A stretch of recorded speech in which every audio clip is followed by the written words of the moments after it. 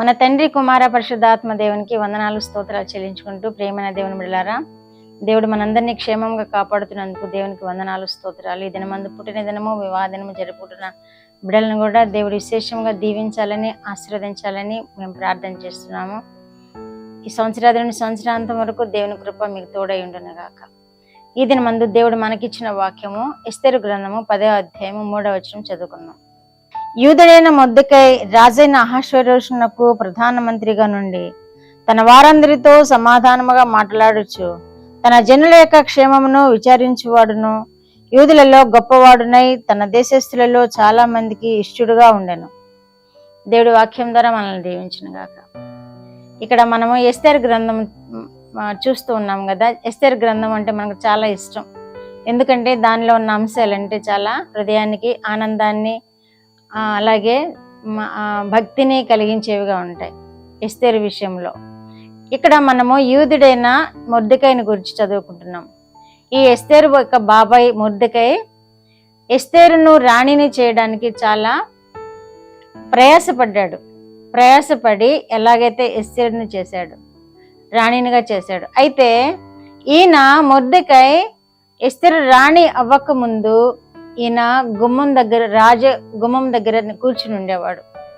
ఈ రాజగుమ్మం దగ్గర కూర్చుని ఉండి అక్కడ పరిస్థితులన్నీ కనిపెట్టుకుంటూ ఉండేవాడు.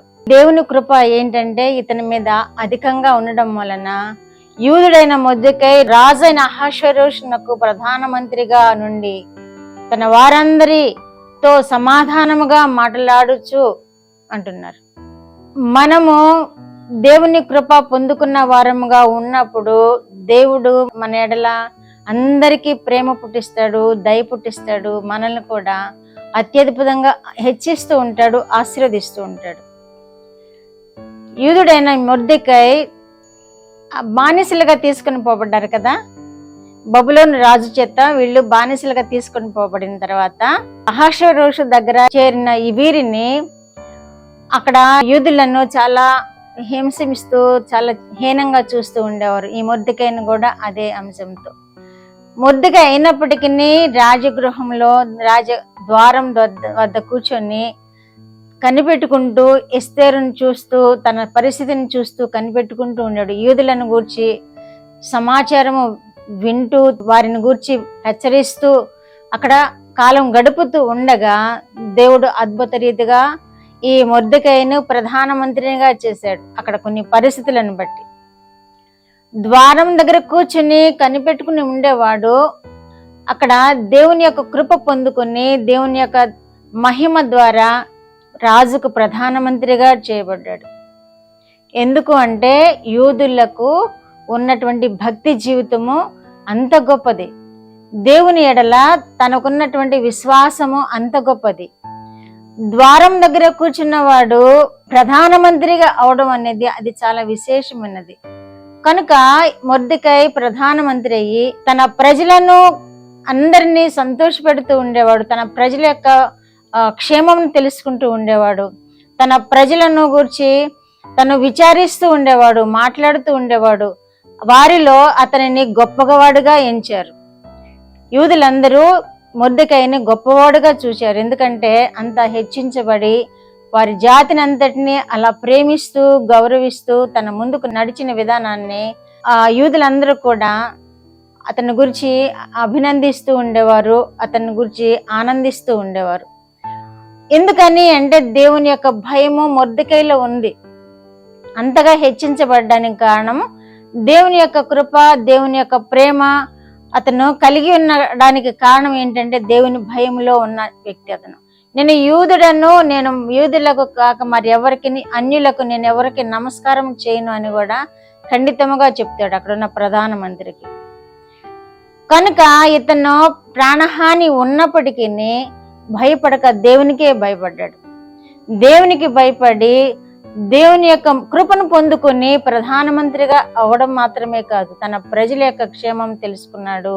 తన ప్రజలను ఆదరిస్తూ ఉండేవాడు, వారి సమాధానంతో జీవించేలాగా వారిని చూస్తూ ఉండేవాడు. ఈ విధముగా ప్రధానమంత్రి అయిన మొర్దెకై తన ప్రజలను కాపాడుకుంటూ ఉండేవాడు. అలాగే దేవుని యందు భయభక్తులు కలిగిన వారు ఏ విధముగా హెచ్చింపబడ్డారో ఈ మొర్దెకై లాగా మరి ఒకరిని చూస్తాం మనం. ఎవరు అంటే యోసేపు. యోసేపు కూడా సహోదరుల చేత ద్వేషింపబడినప్పటికీ ఫరో దగ్గర ఈయన కూడా ప్రధానమంత్రి చేయబడ్డాడు. ఎందుకంటే దేవుని యొక్క ఆశీర్వాదం తనకుంది, దేవుని యొక్క ప్రేమలో ఆయన ఉన్నాడు. దేవుని యందు భయభక్తులు కలిగి బాల్యం నుండే కలలు కనడంలో ఇంకా దేవునికి సమీపంగా జీవించడంలో యోసేపు శ్రేష్ఠుడు కనుక ఆయన ద్వేషింపబడినప్పటికీ అన్య దేశంలో ప్రధానమంత్రి అయ్యాడు. ఆయనను గురించి ఫరో అంటాడు కదా, ఆదికాండము 41:38 ఇతని వల్లే దేవుని ఆత్మ కలిగిన వాణిని మనము కనుగొనగలమా అంటాడు. ఫరోకి ఒక కళ వచ్చింది, ఆ కళభావం ఈయన చెప్తాడు. ఆ విషయంలో అంటాడు, ఇతని వల్లే దేవుని ఆత్మ కలిగిన వాణిని మనము కనుగొనగలమా. దేవుని ఆత్మ యోసేపులో ఉంది కాబట్టి అంత గొప్పవాడుగా చేయబడ్డాడు. అక్కడ అన్య దేశంలో తన వారెవరు అక్కడ లేనప్పటికీ, తనకి సహాయం చేసేవారు ఎవరు లేనప్పటికీ దేవుని యొక్క కృపలో తను వర్ధిల్లగలిగాడు. అలాగే రాజుగా ఫరో ఏం చేస్తాడంటే తన రెండవ రథం మీద ఆయన్ని ఎక్కిస్తాడు. రథం ముందు నడిచే వారిని ఆయనకి జయధ్వానాలు చేయండి అని హెచ్చరికలు కూడా చేశారు. అంతటి యోగ్యుడిగా యోసేపు తీర్చబడ్డాడు. యోసేపు మాత్రమే కాదు, దానియేలు కూడా తన వారి కోసం ప్రార్థనలు యాచన చేశాడు. దేవుని యొక్క కృప పొందుకున్నాడు, దేవుని చేత బహుప్రియుడవు అనిపించుకున్నాడు. ఇలాగే దేవుని యొక్క ఆత్మ కలిగి దేవునిలో భయభక్తులు కలిగి దేవుని యందు ఆనందిస్తూ ఉండేవారిని దేవుడు ఎంత లో స్థితిలో ఉన్నప్పటికీ, ఎంత అధప్ స్థితిలో ఉన్నప్పటికీ వారిని ఉన్నతమైన స్థితిలోనికి నడిపించే దేవుడుగా ఉన్నాడు. మొర్దెకైని చూస్తున్నాము, ఎంత అధప్ స్థితిలో ఉన్నప్పటికీ ప్రధానమంత్రిగా అయ్యాడు. అలాగే యోసేపుని చూస్తున్నాము, ఎంత గొప్పవాడుగా చేయబడ్డాడు. అలాగే దానియేలును చూస్తున్నాము, అతను కూడా పరాయి దేశంలో అన్యుల దేశంలో ప్రధానమంత్రిగా చేయబడ్డాడు. కనుక మనము కూడా దేవుణ్ణి ఆధారం చేసుకుని జీవించినప్పుడు, మనము కూడా దేవుని యందు భయభక్తులు కలిగి జీవించినప్పుడు, మనము ఏ స్థితిలో ఉన్నా కానీ దేవుడు మనల్ని బహుగా హెచ్చిస్తాడు. మనము ఏ స్థితిలో, ఎంత తక్కువ స్థితిలో ఉన్నా, ఎంత లేమి స్థితిలో ఉన్నా, ఏ నిస్సహాయ స్థితిలో ఉన్నప్పటికీ మనము దేవుని మీద ఆధారపడాలి. మనము దేవుని యందు భయభక్తులు కలిగి జీవించాలి. మన కుటుంబీకులకు మాదిరిగా ఉండాలి, మన స్వజనులకు మాదిరిగా ఉండాలి, మన ప్రాంతం వారికి మాదిరిగా ఉండాలి. అప్పుడు దేవుడు మనల్ని కూడా బహుగా హెచ్చిస్తాడు. ఈ విధముగా మనము కూడా మన స్వజనుల కొరకు ప్రార్థన చేద్దాము, మన కుటుంబీకుల కొరకు ప్రార్థన చేద్దాము. మనం ఎంత తక్కువ స్థితిలో ఉన్నా గానీ దాని గురించి ఆలోచించకుండా మన గొప్ప దేవుణ్ణి ఆధారం చేసుకున్నాము, మన గొప్ప దేవుడు మనల్ని హెచ్చిస్తాడు. ప్రార్థన. మా దేవా, మా ప్రియ పరలోక ప్రభువా, మీ పరిశుద్ధ పాదములకు వందనాలు, స్తోత్రాలు. మా రక్షకుడైన యేసయ్య స్తోత్రములు, పరిశుద్ధాత్మ దేవా స్తోత్రములు.